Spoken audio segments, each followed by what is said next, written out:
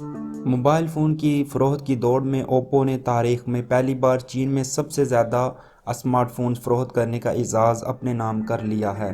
غیر ملکی خبر رساں ادارے کے مطابق ڈیوائسز کی فروخت پر نظر رکھنے والی کمپنی کاؤنٹر پوائنٹ کی رپورٹ میں کہا گیا کہ جنوری 2021 میں اوپو نے ہواوے کو پیچھے چھوڑ کر سب سے زیادہ مارکیٹ شیئر اپنے نام کیا۔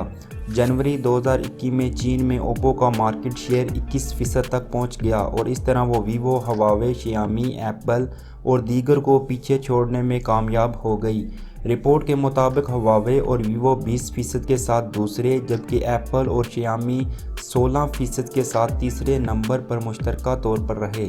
اوپو کی کامیابی کی بڑی وجہ امریکی پابندیوں کے نتیجے میں ہواوے کے 5G فونز کی پروڈکشن میں کمی ہے، کیونکہ اوپو کے 5G فونز کی فروخت نے ہی اسے نمبر 1 پہنچانے میں کردار ادا کیا۔ 2020 کی آخری سہ ماہی کے دوران چین میں 65% اسمارٹ فونز 5G سپورٹ والے تھے، اور اس سے بھی ہواوے کی پیچھے رہنے کی وضاحت ہوتی ہے۔ اس کمپنی کو امریکی پابندیوں کے باعث 4G پروسیس تک رسائی حاصل ہے، مگر 5G فونز کے لیے درکار پروسیس کی کمی کا سامنا رہا۔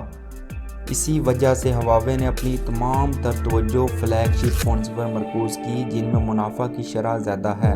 ہواوے کی فونز کی فروخت میں کمی کا فائدہ شیائمی می کو بھی ہوا، اور وہ ہواوے کے آن لائن بزنس کو کھینچنے کے قابل ہو گئی ہے، اور ہواوے کی جانب سے آنر کو فروخت کرنے سے بھی اس کے مارکیٹ شیئر میں نمایاں کمی آئی ہے، کیونکہ پہلے ہواوے اور آنر کے فونز کی تعداد کو اکٹھا کیا جاتا تھا۔